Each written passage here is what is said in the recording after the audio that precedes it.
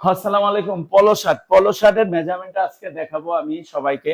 তো পলো শার্টটা আসলে টি শার্টের বড় বলেই, তবে আমি সাধারণত শিক্ষণীয় বিষয়গুলো দিয়ে দিই, নতুনদের জন্য খুবই কার্যকর এবং পুরানদের জন্য কাজে লাগবে। তা এটা হলো সাধারণত টি শার্টের ব্যতিক্রম শুধুমাত্র এক জায়গায় আছে, সবই টি শার্টের মতোই, তারপরে দেখাই দিচ্ছি।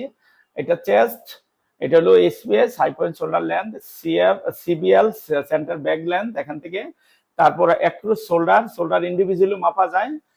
এগুলা শোল্ডার স্লোপ হলো গিয়া এখানে, এই যে এইভাবে ধরার পর এই গ্যাপটা, আবার এখানে ধরার পর এই জায়গায়, তারপরে প্লাকেট লেন্থ, প্লাকেট উইথ, আর কলারের neck with same to same, তারপর ফরন নেক ড্রপ এটা, অথবা ফরন নেক ড্রপ এখানে বাটন লাগানোর পর এই গ্যাপটা, ব্যাক নেক ড্রপ আছে এখানে একটা শেপ, হয়তো এটা কম থাকে 1 cm 2 cm। হ্যাঁ, তারপর আউটার যেটা হলো লেন্থ, আমার কলারের যে রিপের আউটার এভাবে, অথবা খুলে, এটা তো রাউন্ড দিয়ে আনা সম্ভব না, খোলার পরে এটাকে মেজারমেন্ট করতে পারেন।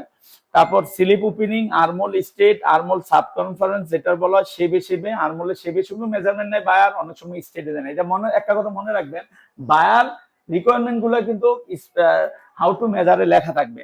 হ্যাঁ, তারপর এখানে সাইড সিলিট, এটা হলো গিয়ে বটম বা সুইপ বলা হয়, সুইপ বা বটম। আর এখানে লেডিস হলে অবশ্যই এসপিএস থেকে এটা আমরা নিচে কতটুকু ভ্যালু দিয়ে এখানে একটা মেজারমেন্ট দিয়ে রাখি, ওয়েস্টার্ন, এটা লেডিস হলে এটা হয়।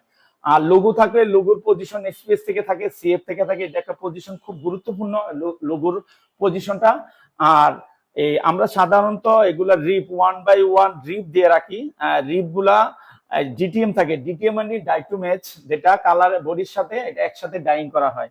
তো এই ক্ষেত্রে এই পর্যন্ত ছিল আমাদের পলো শার্টের এই মোটামুটি একটা ধারণা, মেজারমেন্টটা আপনারা এই টেক্সটে দিয়ে দিব। আশা করি সকলে যাতে শিখতে পারেন, শেয়ার করে দিবেন, নিজে শিখবেন, অন্যদেরকে জানাবেন। ধন্যবাদ। আসসালামু আলাইকুম।